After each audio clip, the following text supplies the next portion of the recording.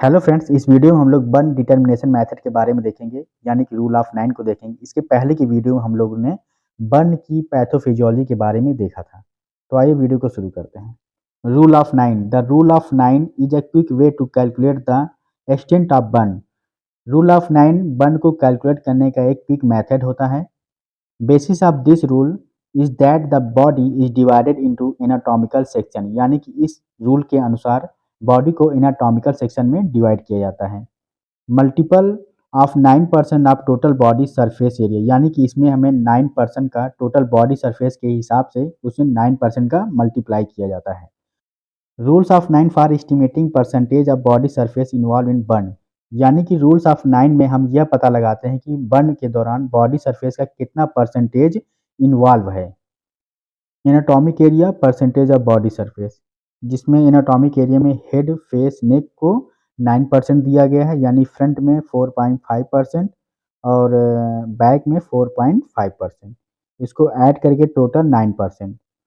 Upper right arm extremity को 9%, upper left arm को 9%, right lower extremity को 18%, यानी कि इसमें जो थाई होगी 9% होगा, लेग एंड फुट 9% होगा, टोटल 18%। लेफ्ट लोअर को 18%, चेस्ट को 18%, यानी फ्रंट में 9%, बैक में 9%। एब्डोमेन को 18%, वही इसमें भी होगा, फ्रंट में 9%, 9% बैक में। एक्सटर्नल जेनाइटिलिया को इसमें जो है 1% ऐड किया गया। ये केवल एक एडल्ट के लिए है। जैसे कि आप देख सकते हैं यहाँ पे, जैसे कि ये एक एडल्ट के लिए है। जैसे कि यहाँ पे हेड, फेस और नेक को इंक्लूड करते हुए यहाँ पे 9%, यानी कि जो इसका बैक होगा वो 4.5% होगा और फ्रंट 4.5% होगा। इन दोनों को ऐड करने पे टोटल 9% आया। तो उसी को ये टोटली जो है यहाँ पे 9% दिखाया गया है। चेस्ट में 18%, यानी कि फ्रंट में 9% और इसके बैक में 9%। इसी तरह 9% लेफ्ट वाले हैंड को और राइट वाले हैंड को 9%, यानी कि इसका जो बैक होगा वो 4.5%, ये भी बैक में 4.5%। एब्डोमेन रीजन को भी 18% दिया गया, यानी कि फ्रंट में 9% और बैक में 18%। अब लोअर लिम्ब में आ जाते हैं, यहाँ पे 18% है टोटल, यानी कि थाई में 9% और लेग और फुट में 9%, दोनों को जोड़ के 18%। अब हम एक बच्चे में देखते हैं कि एक बेबी में कैसे, यानी कि इसमें जो है हेड, नेक और फेस दोनों सबको इंक्लूड करके 18% यहाँ पे दिया गया है।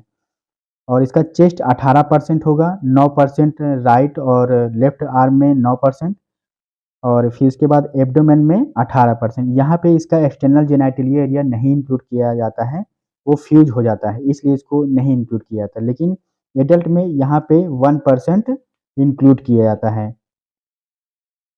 अब इसके बाद लोअर लिम्ब में एक बच्चे का देखेंगे तो 14% राइट वाले में और 14% लेफ्ट वाले में होगा।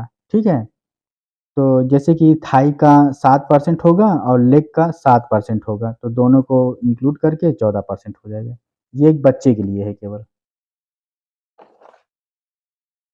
अब हम देखेंगे इसका मैनेजमेंट कैसे किया जाता है बर्न का। सबसे पहले इमरजेंसी फेज में फर्स्ट एड जो भी होगा, जैसे कि firstly remove victim from the burn source से जो भी वहाँ पे पेशेंट होगा उसको वहाँ से हटाएंगे। फिर उसके बाद एसेस करेंगे एबीसी को, यानी कि एयरवे, यानी किसी भी तरह का कोई सिक्रीशन तो नहीं हुआ, उसको वहाँ से रिमूव करेंगे। यदि हुआ है तो ब्रीथिंग को देखेंगे, उसका सर्कुलेशन देखेंगे। Cover the patient to prevent the hypothermia, hypothermia को रोकने के लिए पेशेंट को किसी कपड़े से कवर करेंगे। Cool the area with water for 5 to 10 minute, 5 से 10 मिनट तक के लिए रनिंग वाटर को उस एरिया में डालेंगे। यहाँ पे एक ध्यान देने बात है कि कभी भी अगर केमिकल से बर्न हुआ है तो उस एरिया में कभी भी कोल्ड वाटर को अप्लाई नहीं करेंगे। Do not apply cold water in chemical burn. इसके बाद एसेस करेंगे बर्न इंजरी को, कितना बर्न इंजरी हुआ है। रिमूव ऑर्नामेंट एंड वॉच, अगर किसी भी तरह की घड़ी या किसी तरह का कोई भी ऑर्नामेंट पहना हुआ है तो उसको रिमूव करना है वहाँ से। If there is need CPR then would give it properly, अगर सीपीआर की आवश्यकता है तो सीपीआर देना है। Shift the patient to hospital, immediately patient को ये सब फर्स्ट एड करने के बाद उसको हॉस्पिटल में शिफ्ट करना है। एक्यूट फेज इन हॉस्पिटल में देखेंगे, वही काम करना है जैसे कि रिसेस करना है, रीएसेस करना है एबीसी को, टीटी प्रोफाइलेक्सिस देनी है, यानी कि टीटी का इंजेक्शन देना है। Elevate head of the bed that help in expansion of lung. ठीक है, यहाँ पे हेड को एलिवेट करना है जिसकी वजह से लंग में ऑक्सीजन पहुँच सके, लंग्स में। एडमिनिस्टर करना है O2, अगर डॉक्टर ने प्रिस्क्राइब किया है O2 के लिए, ऑक्सीजन के लिए, तो वो देना है। एसेस करना है वाइटल साइन को। इसके बाद आईवी लाइन को स्टार्ट करना है, यानी कि जो फ्लूइड होता है आईवी उसको देना है। इसके बाद फोलीज या कैथेटर को डालना है। इसके बाद एनजी ट्यूब को इंसर्ट करना है, यानी नेजोगैस्ट्रिक ट्यूब के माध्यम से फूड को देना है। अब हम इसमें स्टार्ट फ्लूइड रिप्लेसमेंट थेरेपी देखेंगे। Severe burn causing fluid loss lead to severe dehydration, यानी कि बर्न की वजह से बहुत ज़्यादा फ्लूइड का लॉस हो जाता है, जिसकी वजह से डिहाइड्रेशन हो जाता है। ये सब रिप्लेसमेंट जो होता है फ्लूइड का, वो एक फार्मूले से दिया जाता है जिसको हम बोलते हैं पार्कलैंड फार्मूला। इसमें क्या होता है कि फ्लूइड को दिया जाता है on the basis of size and severity के हिसाब से। पेशेंट का वेट इसमें देखते हैं। सबसे पहले इसमें जब बर्न होता है पेशेंट को, सबसे पहले 24 आवर तक इसमें 4 ml RL देते हैं इंटू वेट इन केजी में, percentage of total body surface area के हिसाब से। ये फार्मूला है इसका, इसी के हिसाब से हमें जो है देना होता है फ्लूइड को। इन फर्स्ट 24 आवर तक आपको किसी भी तरह का डेक्सट्रोज नहीं देना है। यदि आप ऐसा देते हैं तो बॉडी में हाइपरग्लाइसीमिया हो जाएगा, जो कि पेशेंट के लिए सही नहीं होगा। इसके बाद in first 8 hour given half part of fluid, यानी कि फ्लूइड का जो आधा पार्ट है वो आपको आधा घंटे तक देना है। इसके बाद जो बचा हुआ पार्ट होगा फ्लूइड का, उसको 16 घंटे के बाद देना है।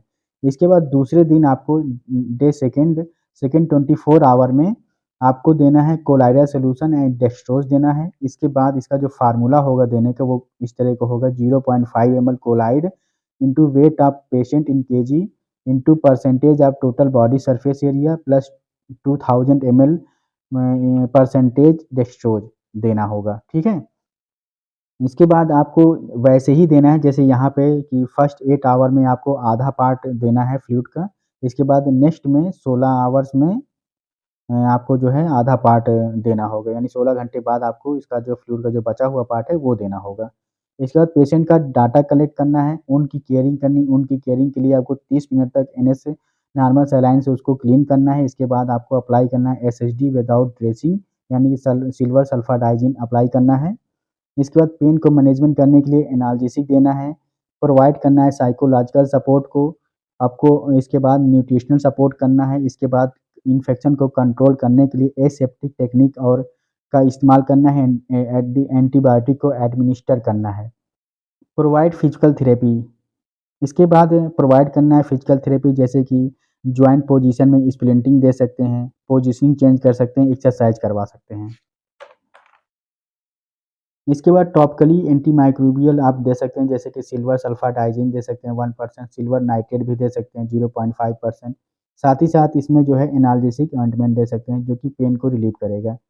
स्किन ग्राफ्टिंग, यानी कि 3rd और 4th डिग्री बर्न हुआ है तो स्किन की ग्राफ्टिंग की आवश्यकता पड़ सकती है।